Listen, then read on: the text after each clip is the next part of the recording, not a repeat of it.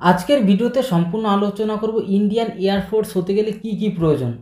তোমরা ছোটোবেলা থেকে দেখছো যে আকাশে যুদ্ধ বিমানগুলো উঠছে, কিন্তু সেই যুদ্ধ বিমান কিন্তু শুধু তো একা উড়ে না, তার মধ্যে পাইলট থাকে। তাহলে সেই পাইলট যদি হতে চাও তাহলে এই ভিডিওটা সম্পূর্ণ দেখতেই হবে তোমাদের। তাহলে তোমরা জানতে পারবে শিক্ষাগত যোগ্যতাটা কত, বয়স কত লাগে, মানে কত বছর থেকে তোমরা অ্যাপ্লাই করতে পারবে, তারপর কেমন পড়াশুনো করতে হবে, পরীক্ষাটা কেমনভাবে হবে, টোটাল সিলেবাস জানতে পারবে। এক কথায় A to Z তোমরা কিন্তু এখান থেকে জানতে পারবে। তাহলে চলো ভিডিওটা শুরু করা যাক।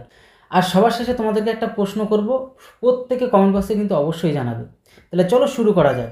তাহলে ইন্ডিয়ান এয়ারফোর্স হতে গেলে প্রথমত আমাদের কি করতে হবে, যদি বলি আমরা শিক্ষাগত যোগ্যতা, এডুকেশন, আমরা যদি এডুকেশন কোয়ালিফিকেশনের কথাটা বলি, তাহলে এডুকেশন কোয়ালিফিকেশান কী লাগছে? এডুকেশন কোয়ালিফিকেশান আমাদের কিন্তু 12 পাস করলেই কিন্তু আমাদের হয়ে যাচ্ছে এখানে, ঠিক আছে। এক সেকেন্ড কালারটা একটু চেঞ্জ করে নিই।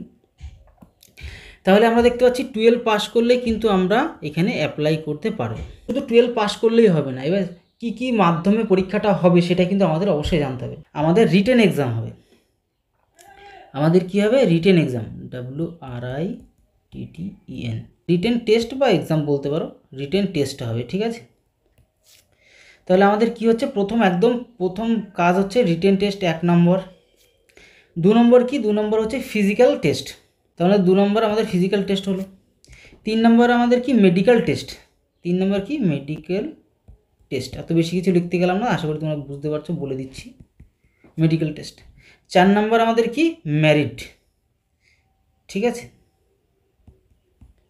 আমাদের মেরিট হবে, মেরিট লিস্ট বেরোবে, এটা আমাদের 4 নম্বর প্রসেস। তাহলে আমরা কি দেখতে পারলাম? আমরা দেখতে পারলাম প্রথমত রিটেন টেস্ট হবে, তারপর ফিজিক্যাল টেস্ট হবে। রিটেন টেস্ট মানে কি? তুমি গিয়ে যেরকমটা অঙ্ক থাকবে, ইংরাজি থাকবে, সব বিষয় নিয়ে আলোচনা করছি, অসুবিধা নেই। যেসব সাবজেক্টের উপর পরীক্ষাটা হবে MCQ বেস হবে, MCQ অর্থাৎ মাল্টি চয়েস কোশ্চেন, এটা কিন্তু পরীক্ষা হবে, ঠিক আছে। কম্পিউটারে পরীক্ষা হবে, অসুবিধা নেই। তারপর হচ্ছে ফিজিক্যাল টেস্ট, শারীরিক সক্ষমতাটা পরীক্ষা করা হবে। তারপর তোমাদের কি? Medical test. আচ্ছা, ফিজিক্যাল টেস্ট বলতে কি? যে দৌড়, শারীরিক মাপঝোপ।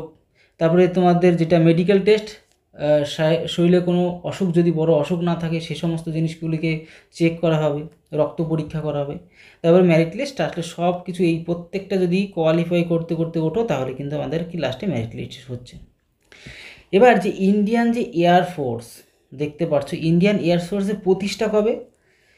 প্রতিষ্ঠা হচ্ছে 8ই অক্টোবর। 8 অক্টোবর কত সালে? 1932 সালে। 1932 সালে কিন্তু আমাদের প্রতিষ্ঠা। এইবার একটা জিনিস মনে রাখবে, এই যে ইন্ডিয়ান এয়ারফোর্সের প্রতিষ্ঠা দিবস পালন করা হয় 8ই অক্টোবর, এটা কিন্তু পরীক্ষায় অনেক আসে। তাহলে কত? 8ই অক্টোবর কিন্তু পালন করা হয়। এবার ইন্ডিয়ান এয়ারফোর্সের কালারটা একটু চেঞ্জ করে নিই, তাহলে আমাদের বুঝতে সুবিধা। 1 সেকেন্ড, আর কি কোনো কালার নেই? হ্যাঁ, দেখো ইন্ডিয়ান এয়ারফোর্সের যে মোটোটা, MOTTO, motto, touch the sky, এটা কিন্তু ব্যাপক পরীক্ষা আসে। TOUCH, touch the sky, sky with glory, WITH, with glory, GLORY, with glory. এর বাংলা অর্থ কি? এর বাংলা হচ্ছে গৌরবের সঙ্গে আকাশ স্পর্শ করুন, গৌরবের সঙ্গে আকাশ স্পর্শ করুন, ঠিক আছে, বা সগৌরবে আকাশ স্পর্শ করুন। এই মোটোটা কিন্তু মনে রাখবে, ঠিক আছে। এবার চলো আমরা যেটা আলোচনা করবো হচ্ছে রিটেন টেস্ট। এই যে এখানে দেখতে পাচ্ছ রিটেন টেস্ট আছে, রিটেন টেস্ট নিয়ে আমরা প্রথমত আলোচনা করবো। 1 সেকেন্ড, এগুলো একটু মুছে নিই তাহলে, দাঁড়াও। রিটেন টেস্ট, আচ্ছা তার আগে একটু বলে দিই এজ সম্বন্ধে। AGES 16.5 বছর থেকে আমরা কিন্তু একদম 21 বছর পর্যন্ত, 21 ইয়ার পর্যন্ত আমরা কিন্তু এখানে অ্যাপ্লাই করতে পারবো। তার বেশি হলে কিন্তু আমরা একদমই অ্যাপ্লাই করতে পারবো না, ঠিক আছে। তো আমরা কি দেখলাম, বয়সটা আমাদের কত লাগছে?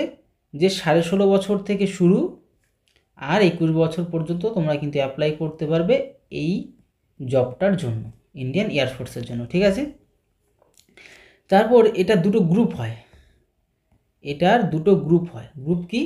একটা গ্রুপ হচ্ছে গিয়ে আমাদের এক্স গ্রুপ, আর একটা কি ওয়াই গ্রুপ। এবার এক্স গ্রুপ কি আর ওয়াই গ্রুপ কি, এই জিনিসটা তোমাদের এক্ষুনি বলবো, ঠিক আছে?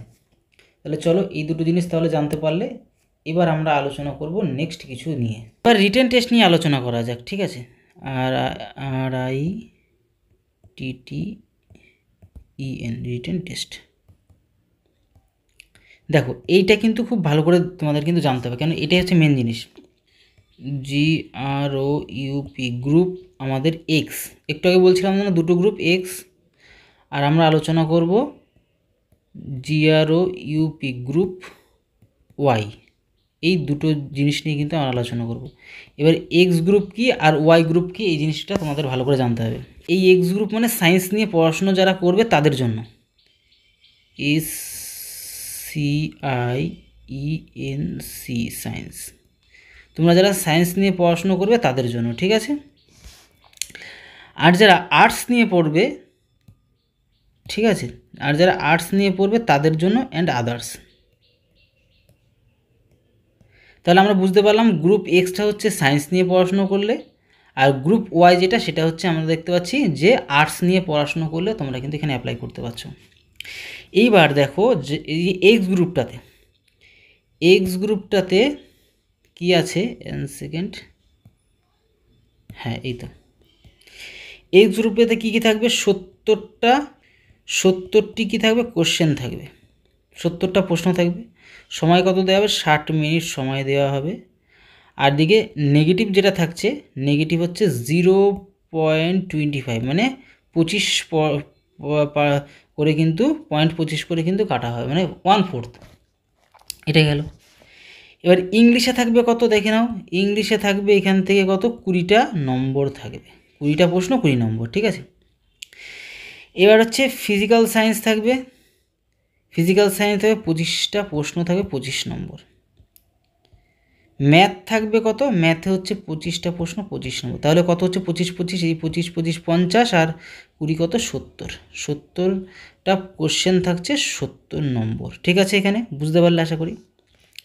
এটা গেল সায়েন্স ব্যাকগ্রাউন্ডের, ক্লিয়ার? এবার যদি আর্টস ব্যাকগ্রাউন্ড হয় তাহলে আমরা দেখতে পাবো কি এখানে কি থাকছে, এখানে থাকবে ইংলিশটা কমন সবার মধ্যেই থাকছে। আচ্ছা এখানে একটু বলে দিই প্রশ্ন কতগুলি হবে, তাই না? 1 সেকেন্ড, দেখো এখানে হচ্ছে প্রশ্ন হবে 50 পিস, 45টা মিনিট সময় দেওয়া হবে, আর নেগেটিভ সেম অর্থাৎ 0.25, মানে একটা ভুল করলে 2.25 নম্বর কাটা হচ্ছে, এটা গেল। এবার এখানে ইংলিশ থাকছে, ইংলিশ সবার মধ্যে থাকছে, ইংলিশ থাকছে কত, 20টা নম্বর, মানে 20টা প্রশ্ন 20 নম্বর, ঠিক আছে এখানে। আর এখানে রিজনিং, রিজনিং আমাদের থাকছে, আর থাকছে জিএ থাকছে, ঠিক আছে, জেনারেল অ্যাওয়ারনেস, এই দুটো মিলে মিশে কত 30টা নম্বর কিন্তু এখানে থাকছে, ঠিক আছে? তাহলে টোটাল হয়ে গেল কত, একদিক 20 আর 30 কত, 50টা কোশ্চেন হলো 50 নম্বর, ঠিক আছে? 50টা প্রশ্ন এক একটার জন্য 1 নম্বর। তাহলে এদিকে আমাদের ক্লিয়ার। তাহলে আশা করি বুঝতে পারলে দুটো পার্টে কী কী থাকছে, তোমরা এখান থেকে ক্লিয়ার হয়ে গেলে। এটা তো আলাদা আলাদা হয়ে গেল, রিটেন এক্সামে সায়েন্স ব্যাকগ্রাউন্ডের জন্য আলাদা হয়ে গেল, আর্টস ব্যাকগ্রাউন্ডদের আলাদা হয়ে গেল, ক্লিয়ার? এবার যেটা কম্বিনেশন এক্সাম, ঠিক আছে, একসাথে যেটা হবে, চলো দেখি, এটা মুছে না দিলে তোমাদের তো বোঝাতে পারবো না। মানে কি ব্যাপারটা এরকম যে arts plus others, arts plus science দুটো মিলিয়ে মিশে যেটা এক্সাম হবে, যেটা আর কি তোমার রিটেন টেস্ট হবে, মানে সায়েন্স প্লাস হচ্ছে আর্টস, এদের দুজনের যে কম্বিনেশন এক্সামটা হয় সেটা তোমরা একটু দেখে নাও। 1 সেকেন্ড, এটা মুছে দিই, ঠিক আছে, না হলে অসুবিধা হবে।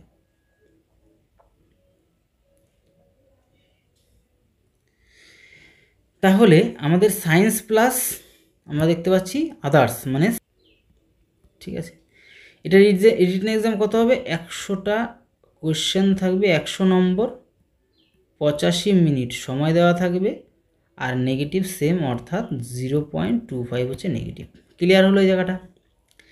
এইবারটা হচ্ছে ইংলিশ থাকছে এখানে, ইংলিশটা কত নম্বর থাকছে, ইংলিশ এখানে 20টা নম্বর থাকছে।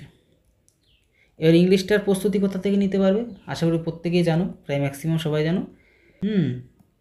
মিথুন স্যার থেকে তোমরা কিন্তু ডাইজেস্টিক্স কোর্সের কিন্তু নিয়ে তোমরা A to Z 0 থেকে একদম ফুল হাই লেভেল পর্যন্ত তোমরা কিন্তু এখান থেকে শিখতে পারবে ইংলিশের টোটাল বিষয়টা। এবার ফিজিক্যাল সায়েন্সের কি, ফিজিক্যাল সায়েন্স থেকে কত থাকবে, 25টা প্রশ্ন থাকবে, 25 নম্বর। ম্যাথ থেকে কি থাকছে, ম্যাথ থেকে 25টা প্রশ্ন থাকছে, 25 নম্বর। একদমই 10 ক্লাস লেভেলের হয়, 10-12 মিশিয়ে কম্বিনেশন হিসেবে হয়। তোমাদের এই চ্যানেলে ম্যাক্সিমাম প্লেলিস্টে গিয়ে দেখবে অঙ্কের টোটাল যে অধ্যায়ভিত্তিক প্রত্যেকটা ক্লাস করানো আছে, ওইখানে গিয়ে খুব মানে যেটা কিনা বেসিক লেভেলের ক্লাসগুলো করানো আছে, তোমরা যদি শুরু হয়ে থাকো তাহলে টোটাল ক্লাসগুলো ঠিক মতন করো, তাহলে তোমরা অনেক কিছু শিখতে পারবে এখান থেকে। তারপর হচ্ছে রিজনিং প্লাস হচ্ছে কি জিএ, সেটা কত, 30টা নম্বর থাকছে এখান থেকে, টোটাল কত, 100। এবার এখানে জেনারেল অ্যাওয়ারনেস বা জিকে যেগুলি টোটাল এক পাঠের মধ্যে দিব্যেন্দু স্যারও তোমাদেরকে শেখাচ্ছে, ওইখান থেকে তোমরা খুব সুন্দর করে টোটাল অধ্যায়ভিত্তিক শিখতে পারবে। তাহলে এটা গেল। তাহলে 100টা প্রশ্ন কত থাকছে, 100 নম্বর কিন্তু এখানে থাকছে। এবার একটা জিনিস তোমাদেরকে বলে দিই, 1 সেকেন্ড। জানতে হবে শুধু 12 পাস করলেই কিন্তু হচ্ছে না, 12 পাস করলেই কিন্তু হচ্ছে না। এটা যদি আমি সায়েন্সের ক্ষেত্রে বলি, তাহলে এটা কি আমরা দেখতে পেলাম যে এক্স গ্রুপ, তাই না, এক্স গ্রুপ।